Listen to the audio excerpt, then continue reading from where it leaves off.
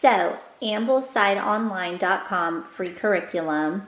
However, if you want one with a more Catholic bent, they have one called MaterAmabilis.com. And it's basically the same. It's got all the resources. However, they also go along with the Catholic liturgical year, and they will provide ideas about works of literature and things like that that you can incorporate that will also teach your children about your faith. Also completely free. Of course, you will have to get the book somehow. Some of them are free online because they're in the public domain, but some of them you can maybe find on Thrift Books or Amazon.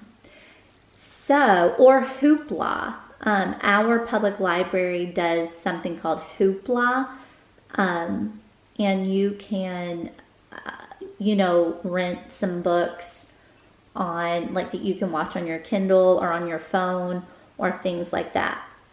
So, that's Mater Amabilis.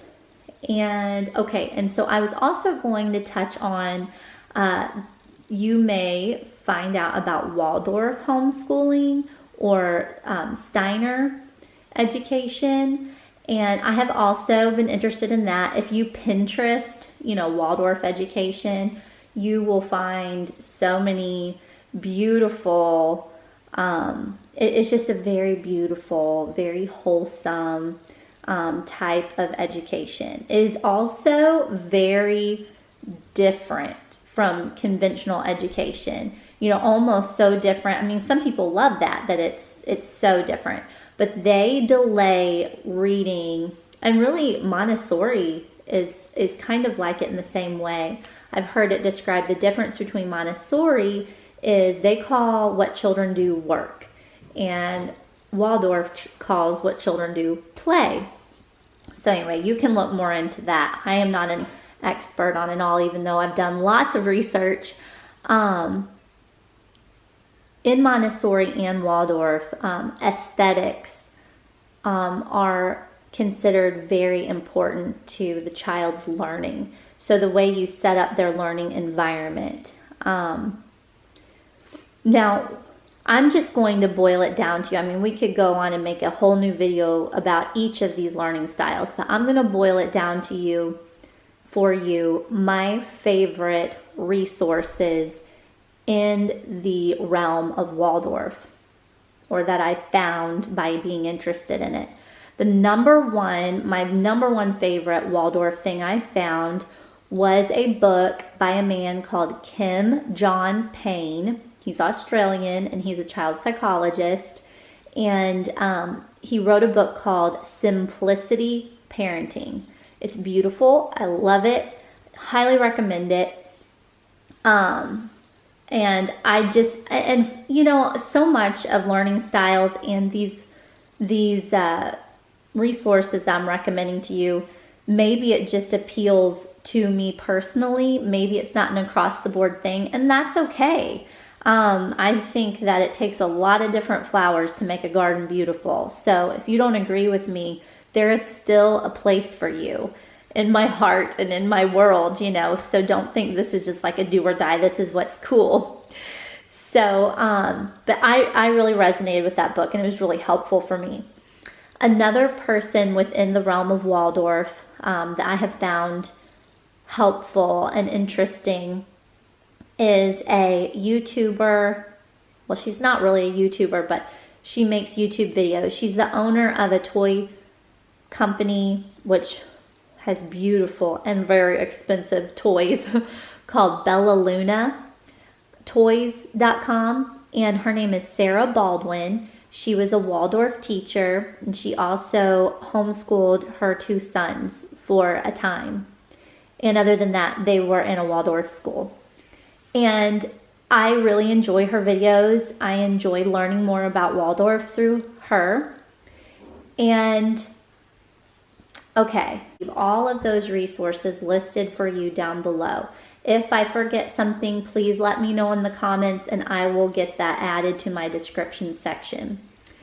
I the last thing I was going to do is just conventional Catholic resources. I happen to really like CatholicHeritage.com. I like them. And I've also used Seton materials, which are really beautiful.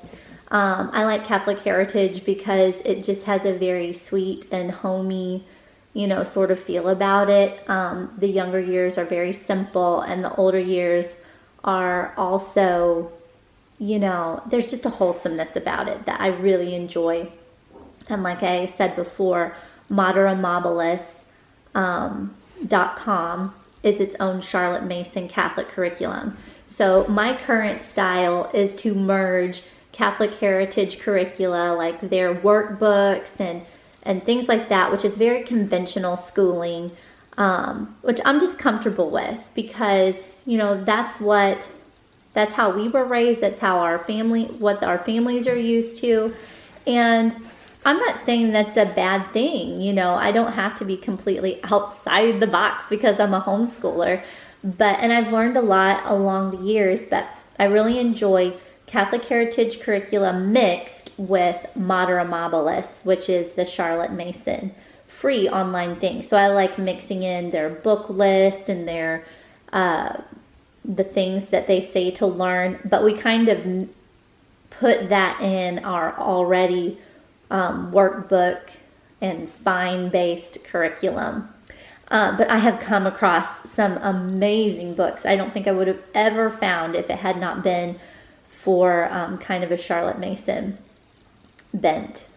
So that brings me to just some things I want to say to someone who might be thrown into homeschooling and has never thought about it, has not had that time to ruminate on it like I have.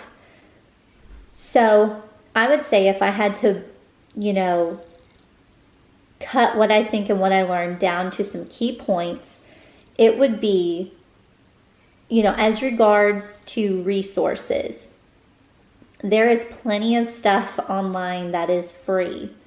However, if you see that your child is struggling in one area, and you find out about, if you watch some YouTubers, Project Happy Home is a woman who is a lawyer and a doctor, and she decided to stay home and homeschool her children. I'll leave that in the description box. I was my little domestic church. I have gotten a recommendation from her that was a game changer for one of my kids that was really reluctant with spelling.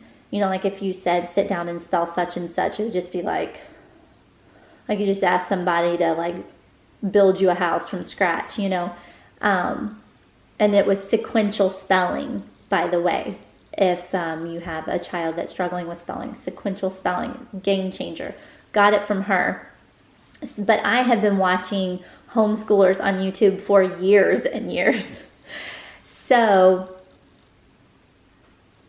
over and across the board, what I would say is you have enough resources in your home, unless you are a true Marie Kondo minimalist person, you don't have nothing.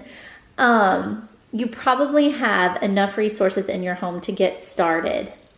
So don't go overboard with buying materials and curriculum, because then you'll feel so much pressure to use it and finish it and things like that. Maybe just keep incorporating one thing, which is something I learned from Julie Bogart from bravewriter.com. You would like to know her too. She's an amazing homeschooler person. Also, Read Aloud Revival. What is her name? Anyway, the homeschooling world is so cool and so colorful. You're going to love learning more about it, whatever your educational goals are, or, the road you have to take or the road you want to take, whatever.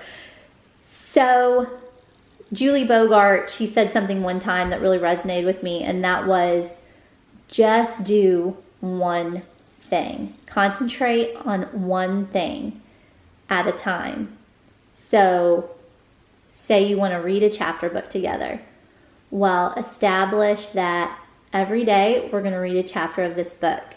Then when that's kind of, that, okay, every day we're going to do 15 minutes of math.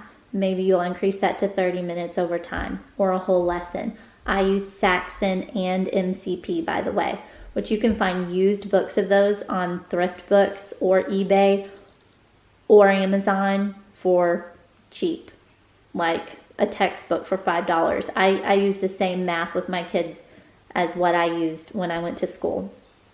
So, yeah. The second thing I was going to say, so like start slow, go deep. You know what I mean?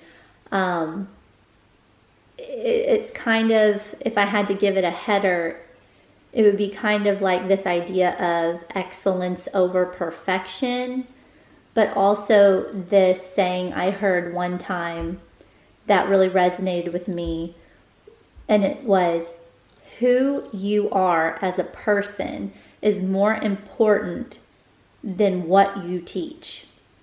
And that is not to say it is not important what you teach.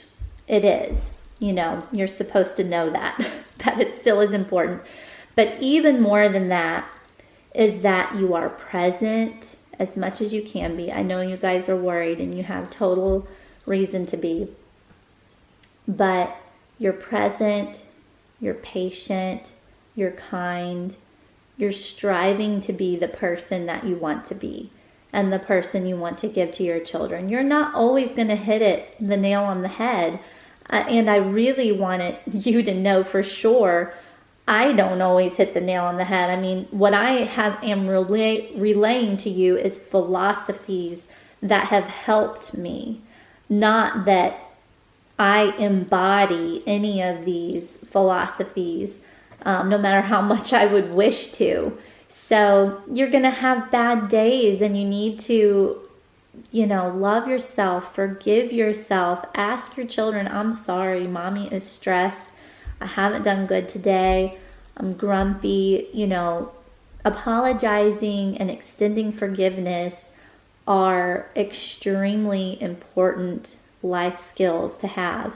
So you're just showing them you're a human. You can fall down, you can get back up, you can try again. You love them enough to say you're sorry. So who you are is more important than what you teach, even though what you teach is really important. That you're kind.